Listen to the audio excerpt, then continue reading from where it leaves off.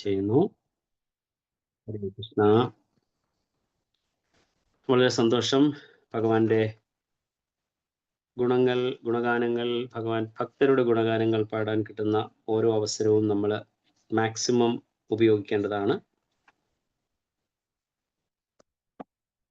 ഭാഗവതത്തിന്റെ മാഹാത്മ്യം എന്ന് പറയുന്നത് ഭഗവാനെയും ഭഗവാന്റെ ഭക്തരെയും കുറിച്ച് വർണ്ണിക്കുന്ന ഒരു മഹത് ഗ്രന്ഥമാണ് ശ്രീമദ് ഭാഗവതം. സോ അത് നമുക്ക് കിട്ടുന്ന ഈ ഒരു അവസരങ്ങൾ നമ്മൾ ഏറ്റവും നല്ലതുപോലെ വിനിയോഗിക്കുകയാണ് വേണ്ടത്. അതിലേക്ക് എല്ലാവരെയും നമ്മൾ ഇന്ന് സ്വാഗതം ചെയ്യുകയാണ്. ഈ ഒരു പരമ്പര എല്ലാ ദിവസവും ശ്രീമദ് ഭാഗവതം നിത്യം ഭാഗവത സേവയ എന്ന ഒരു കാര്യം നടക്കുന്നത് വളരെ മനോഹരവും സന്തോഷം നൽകുന്നതുമാണ്. ഹരേ കൃഷ്ണ. ജയ ജയ ഭാഗവത ദേവാ, ജയ ജയ ഭാഗവത, ജയ ജയ രാധാ കൃഷ്ണ സ്വരൂപ, ജയ ജയ ഭാഗവത ദേവാ, ജയ ജയ ഭാഗവത. जय श्री श्री श्री राधा माधव की जय, श्रील प्रभुपाद की जय, श्री गुरुदेव की जय, ग्रंथराज श्रीमद् भागवतम की जय, निताय गौर सिद्धनाथ प्रेमानंदे, हरि हरि बोल. हरे कृष्ण. ओम नमो भगवते वासुदेवाय. ओम नमो भगवते वासुदेवाय. ओम नमो भगवते वासुदेवाय. निगमकल्पतरोर्गलितं फलं शुकमुखादमृतद्रव्यसंयुतं पिबद भागवतं रसमालयं मुकुरहो रसिका भुवि भावुकाः. नारायणं नमस्कृत्य नरं चैव नरोत्तमं देवीं सरस्वतीं व्यासं ततो जयमुदीरयेत्. नष्टप्रायेषु भद्रेषु नित्यं भागवत सेवया भगवती उत्तमश्लोके भक्तिर्भवति नैष्ठुकी. ॐ अज्ञानतिमिरान्धस्य ज्ञानाञ्जनशलाकया चक्षुरुन्मिलितं येन तस्मै श्रीगुरवे नमः. नमो ॐ विष्णुपादाय कृष्णप्रेष्ठाय भूतले श्रीमते भक्तिवेदान्त स्वामिन्निति नामिने. नमस्ते सरस्वते देवे गौरवाणी प्रचारिणे निर्विशेष शून्यवादि पाश्चात्य देशतारिणे. जय श्री कृष्ण चैतन्य प्रभु नित्यानंद, श्री अद्वैत गदाधर श्रीवासादि गौर भक्तवृंद.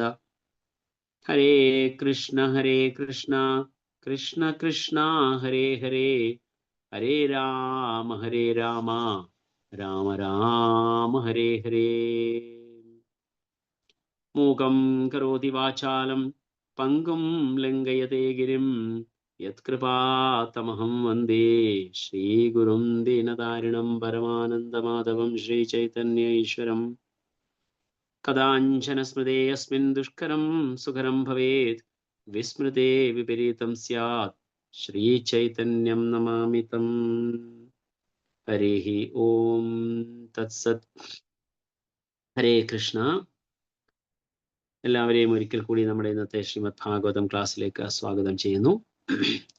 നമ്മൾ ഇപ്പോൾ നോക്കിക്കൊണ്ടിരിക്കുന്നത് ശ്രീമദ് ഭാഗവതത്തിലെ പ്രഥമ സ്കന്ധത്തിലെ ഭീഷ്മദേവന്റെ വിയോഗം എന്ന 9-ാം അധ്യായത്തിനെ ആസ്പദമാക്കിയുള്ള കാര്യങ്ങളാണ്. ഇന്ന് എനിക്ക് ഇൻസ്ട്രക്ഷൻ കിട്ടിയിരിക്കുന്നത് 37-ാമത്തെ ശ്ലോകം എടുക്കാനായിട്ടാണ്.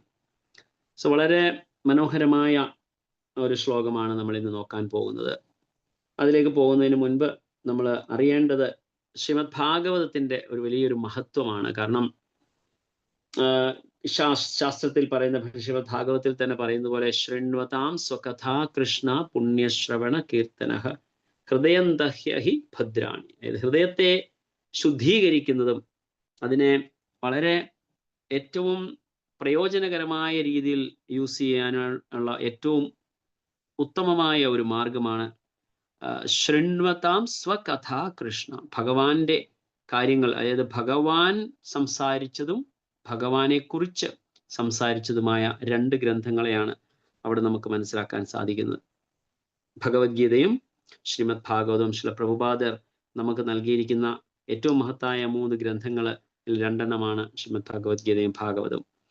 ഭാഗവതം എന്ന് പറയുന്ന ഈ മഹത് ഗ്രന്ഥത്തിന്റെ പ്രാധാന്യം എന്ന് പറയുന്നത് അവിടെ ഭക്തനെ കുറിച്ച് അല്ലെങ്കിൽ ഭക്തന്മാരെ കുറിച്ചുള്ള വിവരണങ്ങളാണ് ധാരാളം നമുക്ക് കാണാൻ സാധിക്കുന്നത്.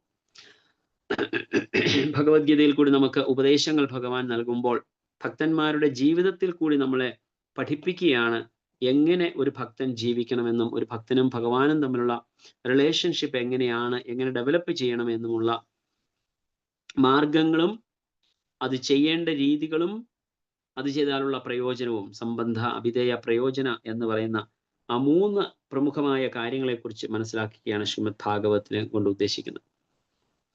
അതിനുവേണ്ടി ഭഗവാൻ ഉപയോഗിച്ചിരിക്കുന്ന അല്ലെങ്കിൽ വ്യാസദേവൻ ഉപയോഗിച്ചിരിക്കുന്ന ആ മാർഗം എന്ന് പറയുന്നത് പ്രസിദ്ധമായ പ്രശസ്തരായ അല്ലെങ്കിൽ ഏറ്റവും ഉത്തമ ശ്രേണിയിലുള്ള ഭക്തന്മാരുടെ പ്രാർത്ഥനകളെ ക്രോഡീകരിച്ച് അല്ലെങ്കിൽ ഏകോപിപ്പിച്ച് നമുക്കിവിടെ നൽകുകയാണ് ചെയ്തിരിക്കുന്നത്. ഭാഗവത് നോക്കിയാൽ ഇതിന് തൊട്ടു മുമ്പിലത്തെ അധ്യായത്തിൽ നമ്മൾ കണ്ടു കുന്തി ദേവിയുടെ പ്രാർത്ഥന. ഇവിടെ നമ്മളിപ്പോൾ കാണുന്നു ഭീഷ്മദേവന്റെ പ്രാർത്ഥന. അങ്ങനെ ഗജേന്ദ്രന്റെ പ്രാർത്ഥന, ധ്രുവ മഹാരാജാവ്, പ്രഹ്ലാദ് മഹാരാജാവ്, ബ്രഹ്മദേവന്റെ 2 പ്രാർത്ഥനകളുണ്ട്. ഒന്ന് 3-ാമത്തെ സ്കന്ധത്തിലും പിന്നെ 10-ാമത്തെ സ്കന്ധത്തിലും ബ്രഹ്മദേവന്റെ പ്രാർത്ഥന. ഉദ്ധവരുടെയും മൈത്രേയ മുനിയുടെയും സംവാദങ്ങൾ. അങ്ങനെ പലതരത്തിലുള്ള പല ലെവലിലുള്ള ആൾക്കാർ, ഗോപിമാരുടെ പ്രാർത്ഥന, വളരെ പ്രമുഖമായ മഹാദേവന്റെ പ്രാർത്ഥന. സോ ഇങ്ങനെ പലതരത്തിലുള്ള പല ലെവലിൽ ഉള്ള ഭക്തന്മാരുടെ ലെവൽ ഇൻ ദ സെൻസ് ഏറ്റക്കുറച്ചിൽ എന്നല്ല ഉദ്ദേശിച്ചത്, പല ഭാവത്തിൽ എന്നുള്ള ഉദ്ദേശമാണ് ഞാൻ ഉദ്ദേശിച്ചത്. തെറ്റായ ശബ്ദമാണ് ലെവൽ എന്ന് പറയുന്നത്. പല ഭാവത്തിലുള്ള ഭക്തന്മാരുടെ എല്ലാവരുടെയും ലെവൽ ഒന്ന് തന്നെയാണ്. ആരും മുകളിലോ താഴെ എന്നില്ല. ഭക്തനായി കഴിഞ്ഞാൽ അവരുടെ ഭാവം, അവരുടെ ലെവൽ എല്ലാം ഒരേപോലെ തന്നെയാണ്. ഏറ്റവും ഉത്തമ ശ്രേണിയിലുള്ള ഭക്തരെ കുറിച്ചാണ് ശ്രീമദ് ഭാഗവതം വർണ്ണിക്കുന്നത്. അപ്പൊ അവരുടെ പല ഭാവത്തിലുള്ള രീതിയിലുള്ള പ്രാർത്ഥനകൾ. സോ പ്രാർത്ഥനകൾ എന്ന് പറയുമ്പോൾ പ്രാർത്ഥന എന്ന് പറയുന്നത് എപ്പോഴും ഇറ്റ് ഇൻവോക്സ് ബ്ലെസ്സിങ്സ്.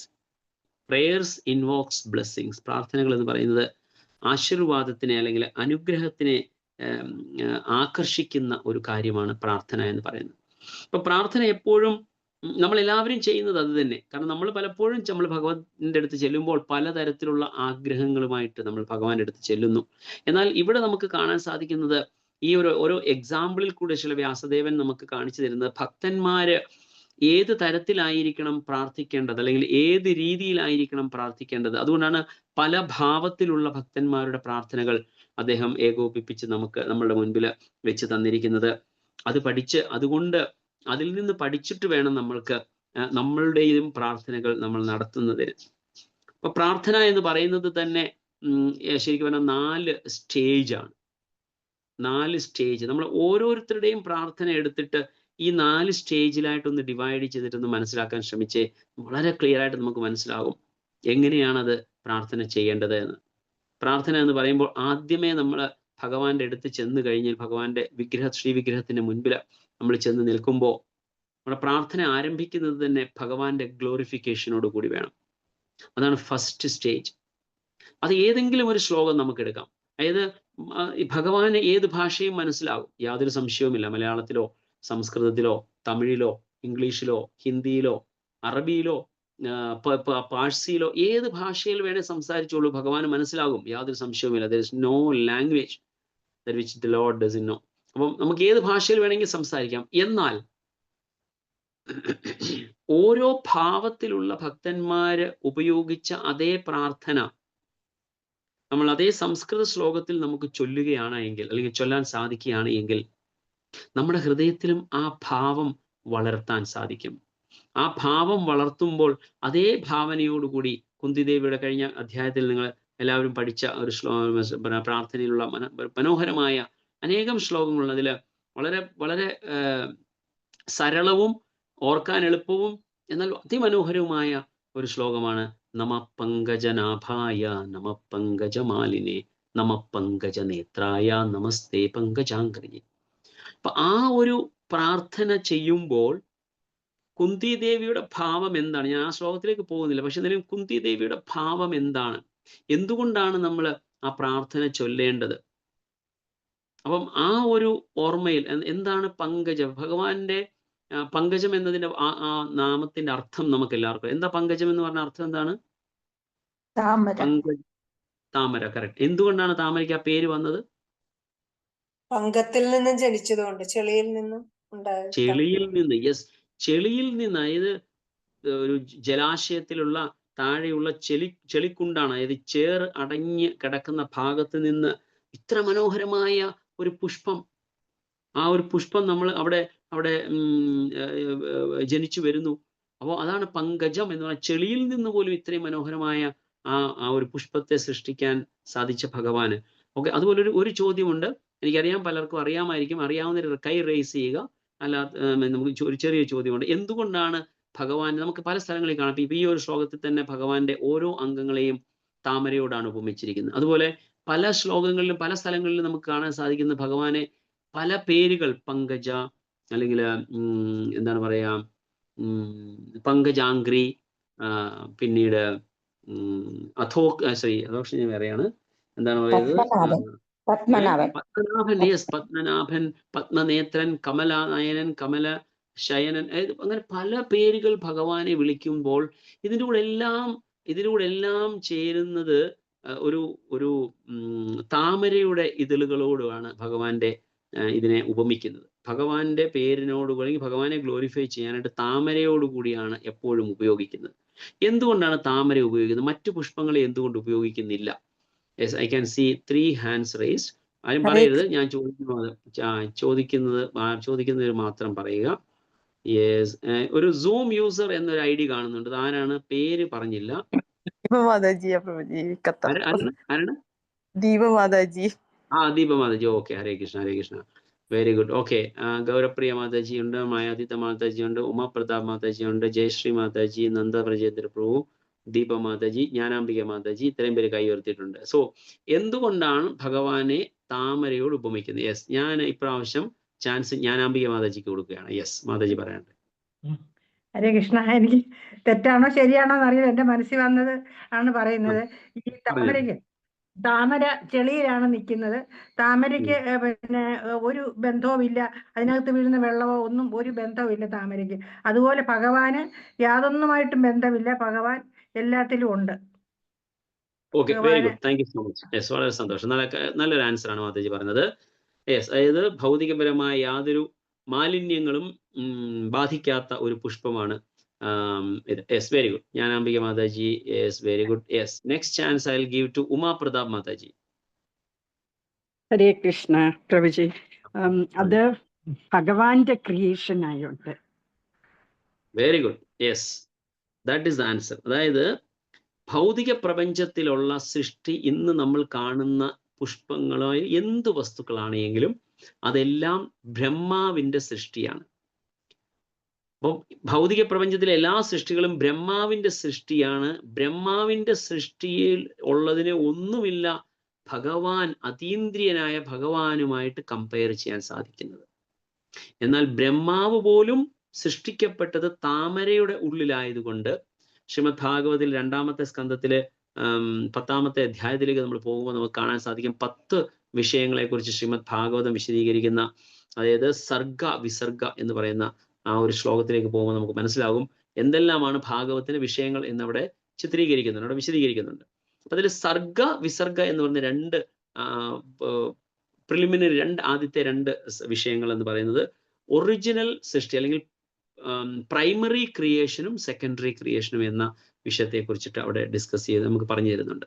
അപ്പൊ പ്രൈമറി ക്രിയേഷൻ എന്ന് പറഞ്ഞാൽ ഭഗവാൻ സ്വയം സൃഷ്ടിച്ചത്, ഭഗവാൻ കൃഷ്ണൻ സ്വയം സൃഷ്ടിച്ച വസ്തുക്കൾ, അതിനുശേഷം ബ്രഹ്മാവ് വരെയുള്ള സൃഷ്ടിയാണ് പ്രൈമറി ക്രിയേഷനിൽ വരുന്നത്. ബ്രഹ്മാവിന് ശേഷമുള്ള സൃഷ്ടി എന്ന് പറയുന്നത് സെക്കൻഡറി ക്രിയേഷൻ എന്ന് പറയുന്നത് ബ്രഹ്മദേവനാണ് പിന്നീട് സൃഷ്ടി നടത്തുന്നത്. അപ്പൊ ബ്രഹ്മദേവന്റെ സൃഷ്ടിയിലുള്ള ഒന്നുമില്ല ഭഗവാനുമായിട്ട് കമ്പയർ ചെയ്യാൻ സാധിക്കുന്നത്. സോ ആ താമര എന്ന് പറയുന്നത് ബ്രഹ്മാവിന്റെ സൃഷ്ടിയല്ല, ഭഗവാന്റെ സൃഷ്ടിയിലാണ്. സർഗ എന്നതിൽ വരുന്നതാണ് താമര. അതുകൊണ്ടാണ് താമര. എന്നാൽ താമരയേക്കാൾ മണമുള്ളതും സൗന്ദര്യം, ഇപ്പൊ ഒരു ജാസ്മിൻ ഫ്ലവർ അല്ലെങ്കിൽ മുല്ലപ്പൂ എടുത്തു കഴിഞ്ഞാൽ എത്ര നല്ല സ്മെല്ലാണ്. താമരയിലും നല്ല സ്മെല്ലുണ്ട്, പക്ഷെ താമരയേക്കാൾ സ്മെല്ല് നമുക്ക് ജാസ്മിനിൽ കാണാം. പക്ഷേ അത് എങ്കിലും അതുമായിട്ട് ഭഗവാനെ ഉപമിക്കാൻ സാധിക്കത്തില്ല. അതുകൊണ്ടാണ് താമരയുമായിട്ട് ഉപമിക്കുന്നത്. ജസ്റ്റ് ഒരു അഡീഷണൽ ആയിട്ട് ഇൻഫർമേഷൻ മാത്രം തരാം. അപ്പൊ ഞാൻ പറഞ്ഞു വന്നത്, ഓരോ പ്രാർത്ഥനയും ഓരോരുത്തരുടെ ഭാവത്തിനനുസരിച്ചിട്ട് ഓരോ സർക്കംസ്റ്റാൻഷ്യൽ ആയിട്ടാണ് പ്രാർത്ഥനകൾ ഓരോരുത്തരുടെ നടത്തുന്നത്. ഫോർ എക്സാമ്പിൾ, ഭഗവത്ഗീതയിലെ 1-ാമത്തെ അധ്യായത്തില് ഭഗവാൻ വർണ്ണസങ്കരത്തിനെ കുറിച്ച് സംസാരിക്കുന്നുണ്ട്. അർജുനൻ വർണ്ണസങ്കരത്തിനെ കുറിച്ച് സംസാരിക്കുന്നു. കാരണം വർണ്ണസങ്കരം is one of the reason Arjunan fight ചെയ്യേണ്ട, യുദ്ധം ചെയ്യേണ്ട എന്ന് പറയാനായിട്ടുള്ള ഒരു മെയിൻ റീസൺ പറഞ്ഞതിൽ ഒരെണ്ണം എന്ന് പറയുന്നത് വർണ്ണസങ്കരത്തിന് കാരണമാകും എന്ന് പറയുന്ന ഒരു ശ്ലോകമാണ്. ആ ശ്ലോകത്തിൽ അർജുനൻ കൃഷ്ണനെ വിളിച്ച ഒരു പേരുണ്ട്. ആർക്കെങ്കിലും ഒന്ന് ഓർത്ത് പറയാൻ പറ്റുമോ എന്ത് പേരാണ് അർജുനൻ കൃഷ്ണനെ വിളിച്ചത് എന്ന്? ആ വർണ്ണസങ്കരത്തിനെ കുറിച്ച് പറയുന്ന സമയത്ത് അർജുനൻ കൃഷ്ണനെ ഒരു പേര് വിളിക്കുന്നുണ്ട് ആ ഒരു ശ്ലോകത്തില്. ആർക്കെങ്കിലും ഓർമ്മയുണ്ടോ ഏത് ശ്ലോകമാണെന്ന്? കൈ ഉയർത്തുക. ആർക്കെങ്കിലും അറിയാമെങ്കിൽ. ഞാൻ പറഞ്ഞു, പറയരുത്, കൈ ഉയർത്താനേ പാടുള്ളൂ. കാരണം പറഞ്ഞു കഴിഞ്ഞാൽ പിന്നെ സസ്പെൻസ് ബ്രേക്ക് ചെയ്യുകയാണ് ചെയ്യുന്നത്. പറയാൻ ആഗ്രഹിക്കുന്നവർ കൈ ഉയർത്തുക. താമരക്കണ്ണ എന്നല്ല വിളിച്ചത് അവിടെ. ഓക്കെ, വേറെ ഏതെങ്കിലും പറയാനുണ്ടോ? ആരെങ്കിലും പറയാനുണ്ടെങ്കിൽ കൈ ഉയർത്തുക. Raise your hand.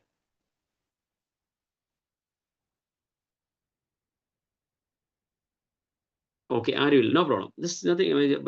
Yes, Mayatita mataji പറഞ്ഞാട്ടെ. Varshneya. Very good, thank you. So Varshneya എന്ന പേര് കൃഷ്ണനെ അർജുനൻ എന്തുകൊണ്ടാണ് വിളിച്ചത്? മായാതീത മാതാജി പറഞ്ഞാട്ടെ, എന്തുകൊണ്ടാണ് വിളിച്ചത് അർജുനൻ കൃഷ്ണനെ വാർഷ്ണേയ എന്ന് വിളിച്ചത്? വൃഷ്ണികുലത്തിൽ ജനിച്ചവൻ, അതായത് താഴ്ന്ന കുലത്തിൽ ജനിച്ചവൻ അല്ലേ? ഹരേ കൃഷ്ണ. ശരിക്കും ഓർമ്മയില്ല പ്രഭു. ഓർമ്മയില്ല. ഓക്കെ, അതായത് വർണ്ണസങ്കര എന്ന് പറഞ്ഞാൽ എന്താണ്?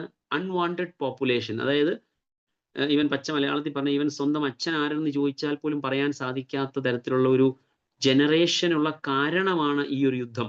അതാണ് അർജുനൻ പറയുന്നത്, കൃഷ്ണ ഇത് വർണ്ണസങ്കരത്തിന് കാരണമാണ്.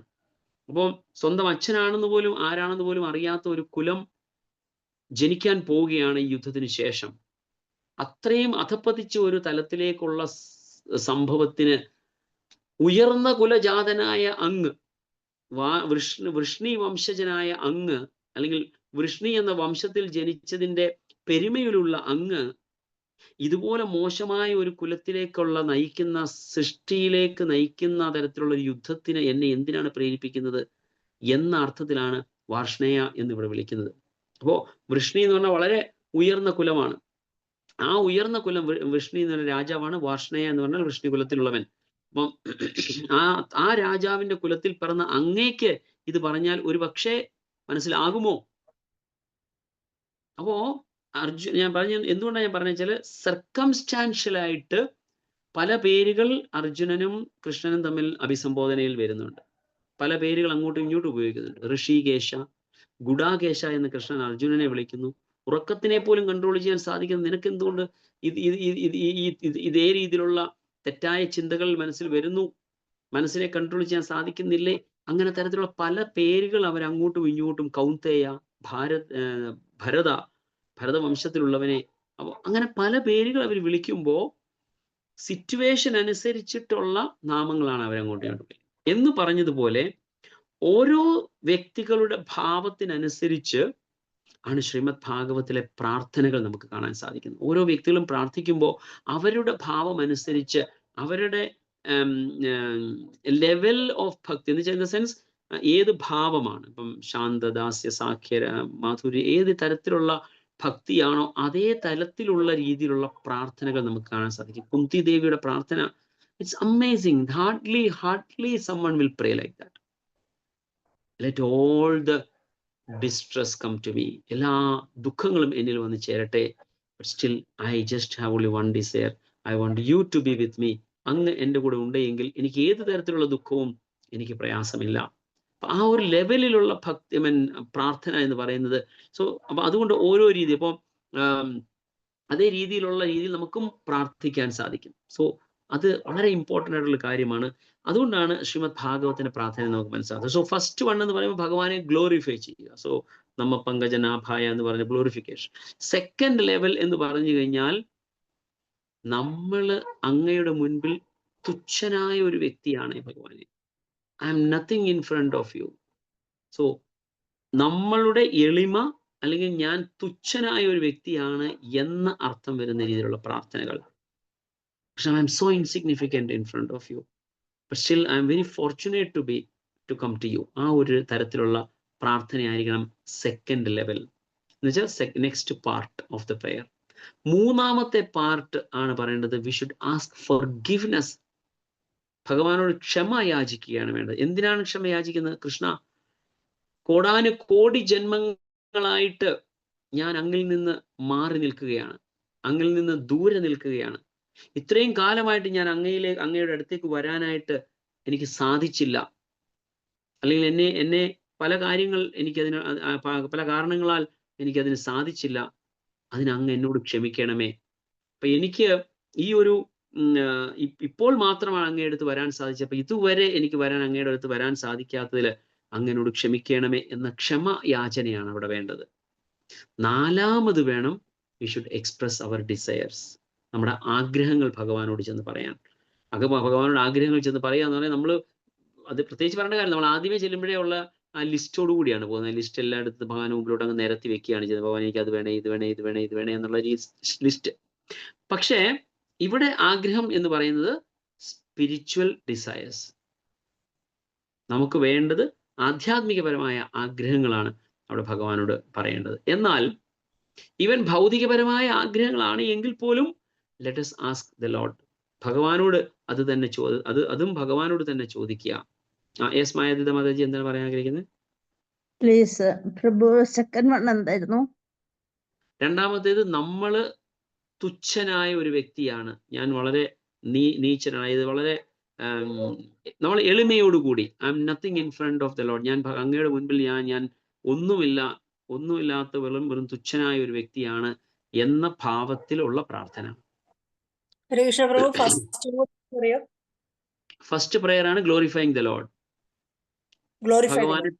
ഭഗവാനെ പ്രകീർത്തിച്ചു വേണം തുടങ്ങാൻ. ഒന്നാമത്തെ ഭാഗം ഭഗവാനെ പ്രകീർത്തിക്കുക. രണ്ടാമത്തെ ഭാഗം ഞാൻ ഒന്നുമല്ല, അങ്ങയുടെ മുൻപിൽ ഞാൻ തുച്ഛനായ ഒരു ഇത് മാത്രമാണ്, വളരെ നീചനാണ്. അതാണ് നിങ്ങൾ മിക്കവാറും നമുക്ക് ഏത് പ്രാർത്ഥനയും പ്രത്യേകിച്ച് വൈഷ്ണവ ഭക്തന്മാരുടെ, ഭക്തിവിനോദ് ഠാക്കൂറുടെ അല്ലെങ്കിൽ നരോത്തം ദാസ് ഠാക്കൂറുടെ അതുപോലുള്ള മഹാനായ ഭക്തന്മാരുടെ ഒക്കെ പ്രാർത്ഥന നമ്മൾ നോക്കുമ്പോൾ കാണാം, അവർ മിക്കവാറും പറയുന്ന ഒരു കാര്യമാണ്, I'm a stool, I'm a worm in the stool. ഞാൻ വെറും മലത്തിലെ വെറും കൃമിയാണ് ഞാൻ. അതുപോലെ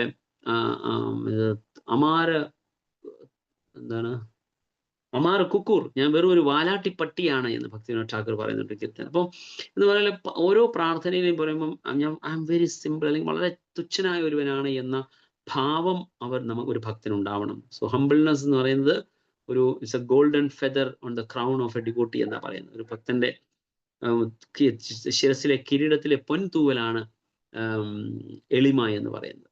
അപ്പോൾ ആ എളിമയോടുകൂടി ഞാൻ അങ്ങയുടെ മുമ്പിൽ ഒന്നുമല്ല എന്നത് രണ്ടാമത്തെ ഭാഗം.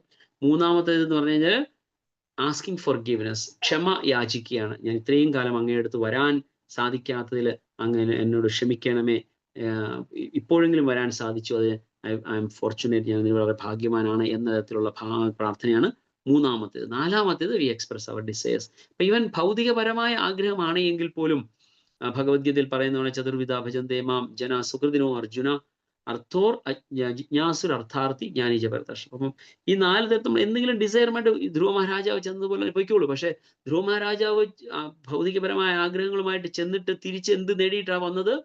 ഏറ്റവും അത്യുന്നതമായ ഭക്തി. അത് നൽകാൻ കൃഷ്ണന് മാത്രമേ സാധിക്കത്തുള്ളൂ. He can purify us. Dhruva മഹാരാജാവിന്റെ ശിരസിലേക്ക് ഭഗവാൻ ആ ശംഖ് കൊണ്ട് വെച്ചപ്പോഴത്തേക്ക് അദ്ദേഹത്തിന്റെ കംപ്ലീറ്റ് മെറ്റീരിയൽ ഡിസയേഴ്സ് ഒഴുകിപ്പോവുകയാണ് ചെയ്തത്. അപ്പോൾ പറഞ്ഞതാണ്, I came for a broken piece of glass.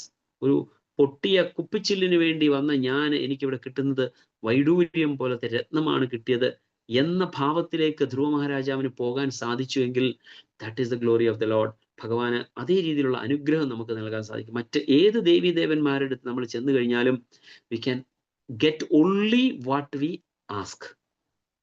ഏതൊരു ദേവി ദേവന്റെ അടുത്ത് പോയോ നമുക്ക് നമ്മൾ ചോദിക്കുന്നത് മാത്രമേ അവർക്ക് തരാൻ സാധിക്കുകയുള്ളൂ, അവർ തരികയുമുള്ളൂ. കാരണം അതിന് മുകളിൽ അവർക്ക് കപ്പാസിറ്റി ഇല്ല. But the lord if he gives, നമ്മുടെ കൈകൾ പോരാതെ വരും. Once the lord start giving us, നമുക്ക് ഭഗവാൻ നമുക്ക് നൽകാനായിട്ട് തുടങ്ങിയാൽ നമ്മുടെ കൈകൾ പോരാ അത് മേടിക്കാൻ. അതേ രീതിയിൽ ഭഗവാൻ തരും. സോ പക്ഷെ ആ തരുന്നതോട് കൂടി തന്നെ ഹി പ്യൂരിഫൈസ് us. അതിനെ പ്രോപ്പറായിട്ട് യൂട്ടിലൈസ് ചെയ്യാനുള്ള കഴിവ് കൂടിയാണ് ഭഗവാൻ നമുക്ക് നൽകുന്നത്. So that is a speciality. Even if you are going for a material desires, go and ask lord Krishna. കാരണം he can give us abundantly as well as he can purify us. അത് മറ്റ് ആർക്കും സാധിക്കത്തില്ല. സോ ഓരോ ഭക്തന്മാരുടെ അടുത്ത് പോകുമ്പോഴും അല്ലെങ്കിൽ ഓരോ ഭക്തന്മാരുടെ പ്രാർത്ഥന നമ്മൾ കാണുമ്പോഴും അവരുടെ ഭക്തിയുടെ ഭാവത്തിനനുസരിച്ച് വി ക്യാൻ വി ഗെറ്റ് അല്ലെങ്കിൽ അത് അതുപോലെ ചെയ്യാനും അവർ ചെയ്ത് അവരുടെ ഭാവം മനസ്സിലാക്കാനും ആ ഭാവം നമുക്ക് അനുകരിക്കുക എന്ന് പറഞ്ഞാൽ തെറ്റാതെ, we should never imitate somebody, പക്ഷേ അവരുടെ പാത പിന്തുടരാൻ നമുക്ക് സാധിക്കുകയും ചെയ്യും. സോ ഇവിടെ ഭീഷ്മ പിതാമഹൻ എന്ന് പറയുന്നത് 12 മഹാജനന്മാരിൽ ഒരുവനായ ആ ഭീഷ്മ പിതാമഹന്റെ പ്രാർത്ഥന.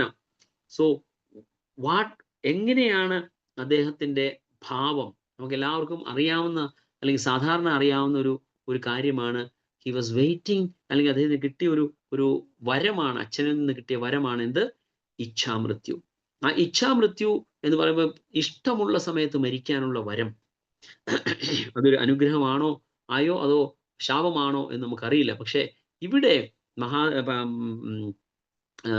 ഭീഷ്മ പിതാമഹൻ അതൊരു അനുഗ്രഹമായിട്ട് ഉപയോഗിക്കുകയാണ് ചെയ്തത്. എന്തെല്ലാം കഷ്ടപ്പാടുകൾ, എന്തെല്ലാം ദുരിതങ്ങൾ, എന്തെല്ലാം അപമാനങ്ങൾ, എല്ലാം തൻ്റെ കുലം നശിക്കുന്നത് വരെ കാണാൻ, തൻ്റെ കൺമുൻപിൽ വെച്ച് കാണാനുള്ള ഇട വന്നിട്ടും he was waiting for something. എന്തിനു വേണ്ടിയാണ് അദ്ദേഹം വെയിറ്റ് ചെയ്തത്? ഭീഷ്മ പിതാമഹൻ മരണത്തിന് വേണ്ടി. മരണം ഏത് സമയത്ത് വേണമെന്നാണ് ആഗ്രഹിച്ചത്? കൈ ഉയർത്തുക. ആരും ഓപ്പൺ ചെയ്ത് പറയരുത്, കൈ ഉയർത്തുക മാത്രമേ ചെയ്യാവൂ. യെസ് 2 പേരുടെ കൈ ഉയർന്നു. മറ്റുള്ളവര് എന്തേ കൈ ഉയർത്താത്തത്? ആർക്കും അറിയില്ലേ? പ്രസിദ്ധമായ കാര്യമാണല്ലോ. ഉമാപ്രതാപ് മാതാജി, ഗൗരപ്രിയ മാതാജി. ഓക്കെ, യെസ്, ഗൗരപ്രിയ മാതാജി പറഞ്ഞിട്ട്, കാരണം ബാക്കി എല്ലാവർക്കും ചാൻസ് കിട്ടി. Gaurapriya mataji. Uttarayanam. Yes, very good, very good. വേറെ ആർക്കെങ്കിലും? ശാന്തകുമാരി മാതാജി, എന്താണ് അഭിപ്രായം? ഉത്തരായനം കാത്തും തന്നെ. എന്നാലും ആ ഉത്തരായനം എന്ന് പറയുമ്പോൾ ഒരു ക്ലാസ്സിൽ കേട്ടു, ഉത്തരായനം എന്ന് പറഞ്ഞാൽ ഭഗവാനാണ്. അപ്പൊ ഭഗവാനെ കാത്തു നിന്നു എന്നല്ല, അങ്ങനെ ഒരു very good, very good. Okay, thank U. Okay, Vishnupriya Mataji കൈ റൈസ് ചെയ്തിട്ട് താഴെ വെച്ചു. എന്താണ്? ഹരേ കൃഷ്ണ പ്രഭുജി. അതായത് ഭഗവാനെ മുമ്പിൽ കണ്ടുകൊണ്ട് ഉത്തരായന സമയത്ത് ഈ ശരീരം ഉപേക്ഷിക്കണം എന്നുള്ളതായിരുന്നു. Yes, very good, very good. Yes, Nanda Vrajendra prabhu, anything?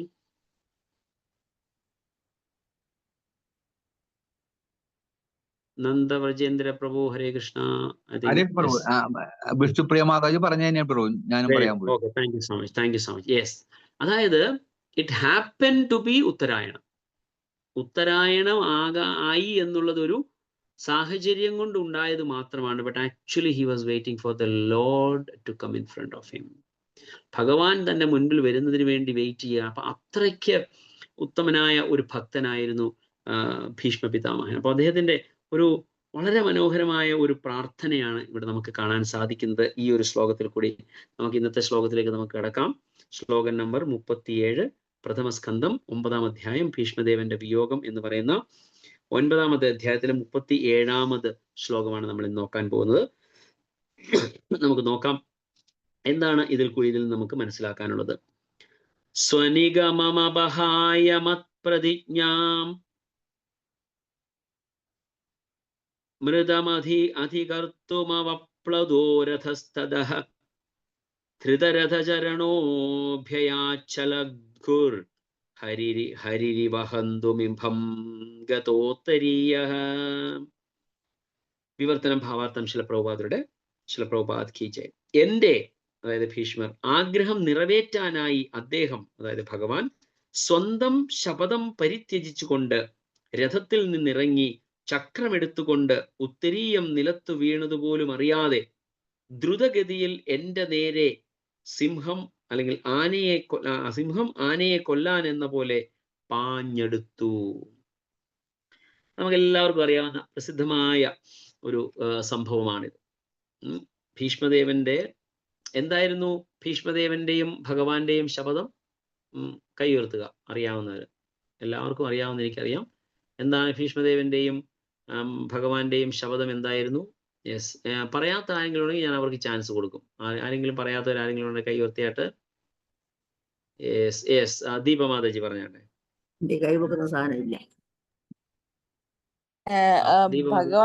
ഭഗവാൻ പറയുന്നുണ്ട്, ഞാൻ ആയുധം എടുക്കില്ല ഈ കുരുക്ഷേത്ര യുദ്ധത്തിലെന്ന്.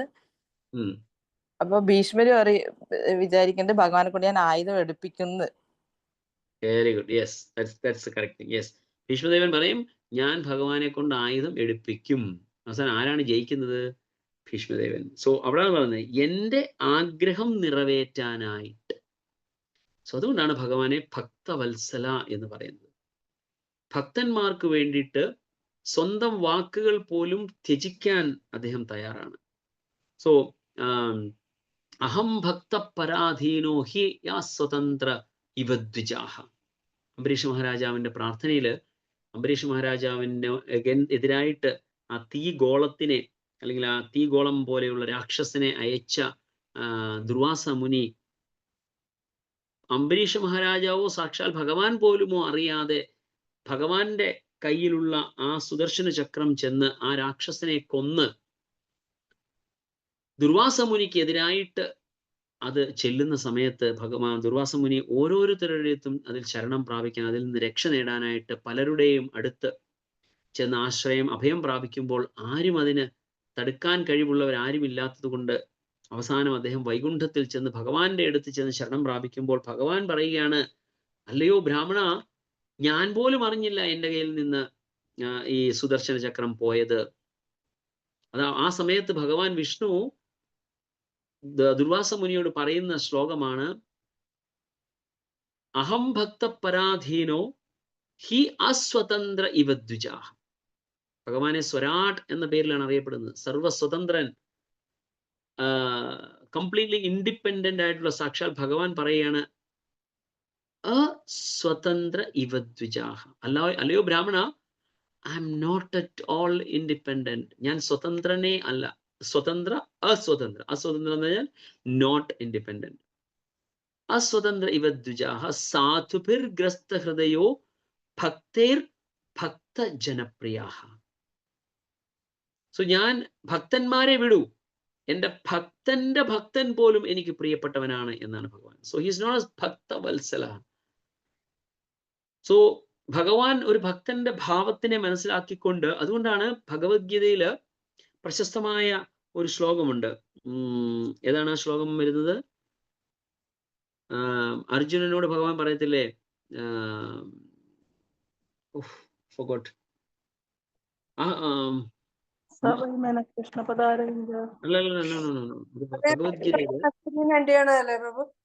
നമേ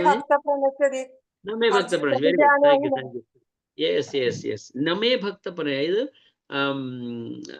ആദ്യം എന്താണ് പറയുന്നത്? അർജുന പ്രതിജാനീഹി. യെസ്, അർജുന കൗന്തേയ പ്രതിജാനീഹി നമേ ഭക്ത പ്രണശ്യതി. Arjuna, you declare that my devotees will never perish. എൻ്റെ ഭക്തന്മാർക്ക് ഒരിക്കലും നാശം ഉണ്ടാവില്ല എന്ന് അർജുന നീ പ്രഖ്യാപിക്കൂ എന്ന് അർജുനനോട് പറയാൻ കാരണം ഇതാണ്. കാരണം ആൾക്കാർക്ക് അറിയാം ഭഗവാൻ എന്തെങ്കിലും പറഞ്ഞു കഴിഞ്ഞാൽ അദ്ദേഹം വാക്ക് മാറ്റും. So people will not believe, എന്നിൽ വിശ്വസിക്കത്തില്ല എന്ന് ഭഗവാൻ മനസ്സിലാക്കിയത് കൊണ്ടാണ് പറഞ്ഞത്. സോ പക്ഷെ എൻ്റെ ഭക്തൻ പറഞ്ഞാൽ ഞാനത് നടപ്പാക്കും, അല്ലെങ്കിൽ എൻ്റെ ഭക്തൻ പറഞ്ഞു കഴിഞ്ഞാൽ അത് ഞാൻ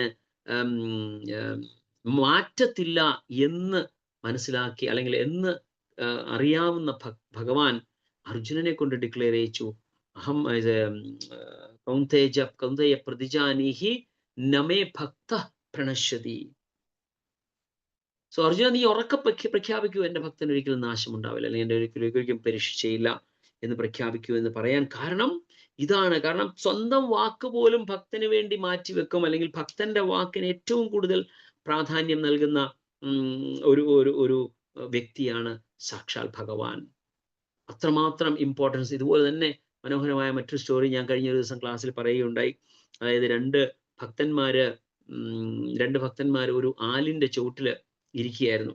അപ്പൊ ആ സമയത്ത് നാരദമുനി അതുവഴി കടന്നു പോകുമ്പോൾ നാരദമുനി വൈകുണ്ഠത്തിലേക്കുള്ള യാത്രയിലായിരുന്നു. അപ്പൊ രണ്ട് ഭക്തന്മാരും വിളിച്ചിട്ട് നാരദമുനിയോട് ചോദിക്കും, അല്ലയോ നാരദമുനി, പ്രണാമമൊക്കെ അർപ്പിച്ചിട്ട് അങ്ങ് വൈകുണ്ഠത്തിലേക്കാണ് പോകുന്നതെങ്കിൽ ഞങ്ങൾക്ക് വേണ്ടി ഒരു കാര്യം ഭഗവാനോട് ചോദിക്കുമോ എന്ന് രണ്ടുപേരും ആവശ്യപ്പെടുമ്പോൾ നാരദമുനി പറയും, തീർച്ചയായിട്ടും ചോദിക്കാം എന്ന് പറഞ്ഞ് നാരദമുനി ചോദിക്കും, പറയും, അല്ലെങ്കിൽ ഈ ഒരു ചോദ്യം എന്നാണ് ഞങ്ങൾക്ക് ഭഗവാനെ കാണാൻ സാധിക്കുന്നത്, എന്നാണ് ഞങ്ങൾക്ക് ഭഗവാനെ കാണാൻ സാധിക്കുന്നത് എന്ന് മാത്രം ഒന്ന് ചോദിച്ചാൽ മതി എന്ന് പറയും. അങ്ങനെ രണ്ടുപേരും നല്ല ഭക്തന്മാരാണ്.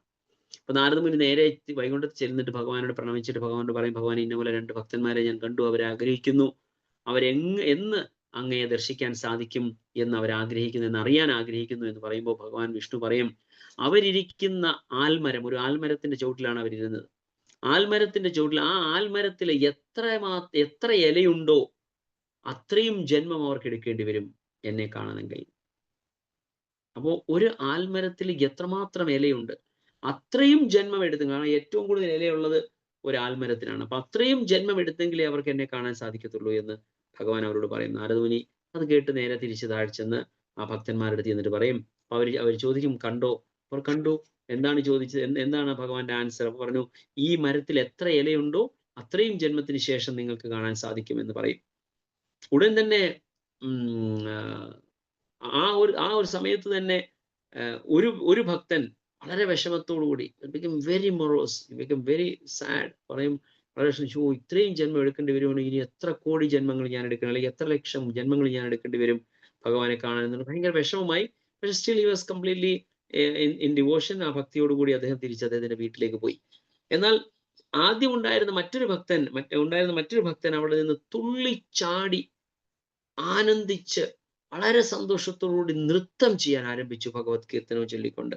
അപ്പൊ നാരദമുനി ആശ്ചര്യപ്പെടുമിടാ, ഒരാളിതാ വിഷമിച്ചു പോയി, ഇത്രയും ജന്മം എടുക്കണമല്ലോ എന്ന് വിചാരിച്ച് നീ എന്തിനാ തുള്ളിച്ചാടുന്നത്, നീ എന്തിനാ ആഗ്രഹിക്കുക, ഇത്രയും സന്തോഷം എന്തുകൊണ്ടാണ് നിനക്കെന്ന് ചോദിക്കുമ്പോൾ പറയും, എനിക്ക് അത്രയും ജന്മത്തിന് ശേഷം ഭഗവാനെ കാണാൻ സാധിക്കുമല്ലോ, ആ ആഗ്രഹം, ആ ഉത്സാഹം എന്നിൽ എനിക്ക് വരുന്നു, അതുകൊണ്ടാണ് എനിക്ക് നൃത്തം ചെയ്യാൻ തുടങ്ങി, അത്ര സന്തുഷ്ടനാണ് ഞാൻ എന്ന് ആ ഭക്തൻ പറയും.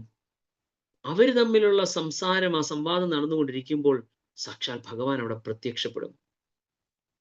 ഭഗവാൻ അവിടെ പ്രത്യക്ഷപ്പെടുമ്പോ നാരദമുനി ഞെട്ടിപ്പെടാ, എന്നോട് പറഞ്ഞു ഈ മരത്തിലുള്ള ഇലയിലെ അത്രയും ജന്മം ഇവൻ എടുക്കേണ്ടി വരും ഭഗവാനെ കാണണമെങ്കിൽ. ഇപ്പതാ ഭഗവാൻ സ്വയം ഇവിടെ പ്രകടമായിരിക്കുന്നു. അപ്പൊ ഭഗവാനോട് നാരദമുനി ചോദിക്കും, ഭഗവാനെ, അങ്ങ് തന്നെയല്ലേ എന്നോട് പറഞ്ഞത് ഇവന് ഇത്രയും ഈ മരത്തിലെ ഇലയിലെ അത്രയും ജന്മം എടുക്കണമെന്ന്? ഇപ്പൊ അങ്ങ് സ്വയം ഇവിടെ വന്ന് അവന് ദർശനം കൊടുത്തിട്ട് പറഞ്ഞു, അവൻ എന്നെ കാണാൻ അവിടെ വരണമെങ്കിൽ അത്രയും ജന്മം വേണമെന്നാ പറഞ്ഞത്. പക്ഷെ എനിക്ക് അവനെ കാണാൻ വരാമല്ലോ, ഇവിടെ വരാമല്ലോ. കാരണം അത്രയ്ക്ക് ഉത്സാഹമാണ്, അത്രയ്ക്ക് ആഗ്രഹമാണ്.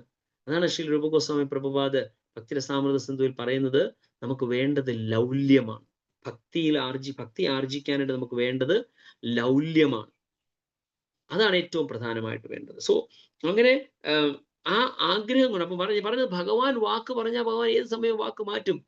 ഇവിടെ ഭക്തന്റെ ആഗ്രഹത്തിനനുസരിച്ച് അതിനപ്പുറം ഭഗവാൻ യാതൊന്നുമില്ല. So is none as Bhaktavatsala. ചുമ്മാതല്ല ഭക്തവത്സല എന്ന് വിളിക്കുന്നത്. നമ്മളിൽ എത്ര പേര് നമ്മൾക്ക് ഒക്കെ ഒരു പക്ഷെ ചില ഒരു പരിധി വരെ ഉണ്ടാകുമില്ല എന്ന് ഞാൻ പറയുന്നില്ല. ചില കാര്യങ്ങൾക്കൊക്കെ നമ്മളും കുറെ സാക്രിഫൈസ് ചെയ്യുന്നുണ്ട് നമ്മളുടെ പ്രിയപ്പെട്ടവർക്ക് വേണ്ടിയിട്ട്. We also sacrifice, like at least materially കുറെ കാര്യങ്ങൾ, നമ്മളുടെ വ്യക്തിപരമായ പല കാര്യങ്ങൾ നമ്മൾ മാറ്റിവെക്കും. പക്ഷെ എങ്കിലും പല സന്ദർഭങ്ങളിലും നമ്മുടെ വ്യക്തി താല്പര്യങ്ങൾക്കാണ് നമ്മൾ പ്രയോറിറ്റി കൊടുക്കുന്നത്. നമ്മളുടെ കൂടുള്ളവരുടെ ആഗ്രഹത്തിനേക്കാൾ കൂടുതൽ നമ്മളുടെ ആഗ്രഹങ്ങൾക്ക് പ്രയോറിറ്റി കൊടുക്കുന്നുണ്ട് പല സമയങ്ങളിലും. ഒക്കെ ചില സാക്രിഫൈസ് നമ്മൾ ചെയ്യുന്നുണ്ട്. പക്ഷേ തൻ്റെ പ്രിയപ്പെട്ടവർക്ക് വേണ്ടി സാക്രിഫൈസ് ചെയ്യുന്നതിനെയാണ് യഥാർത്ഥ സ്നേഹം എന്ന് പറയുന്നത്. എന്തുമായിക്കൊള്ളട്ടെ, whatever it may be. നിസാര കാര്യമാണ് എങ്കിൽ പോലും ആരാണോ മറ്റൊരാൾക്ക് വേണ്ടി സാക്രിഫൈസ് ചെയ്യാൻ തയ്യാറാവുന്നത്, there comes a pure love. അവിടെ യഥാർത്ഥ സ്നേഹം ഉടലെടുക്കുന്നു അല്ലെങ്കിൽ ഉണ്ട് എന്നാണ് നമ്മൾ മനസ്സിലാക്കേണ്ടത്. സോ ഇവിടെ കൃഷ്ണ loves everybody abundantly. അതായത് abundantly, I means limitless. അത്രമാത്രം ഒരു അതിരുകളും ഇല്ലാതെ ഭഗവാൻ നമ്മളെ സ്നേഹിക്കുന്നു. സ്വന്തം വാക്കുകൾ പോലും മാറ്റിവെക്കുന്ന അത്രത്തോളം. കാരണം ഇവിടെ തന്റെ ആഗ്രഹം നിറവേറ്റാനായി ഭഗവാൻ തന്റെ ശപഥം പരിത്യജിച്ചു എന്ന് പറയുമ്പോൾ there is another meaning involved in this. There is another meaning when Bhishma says.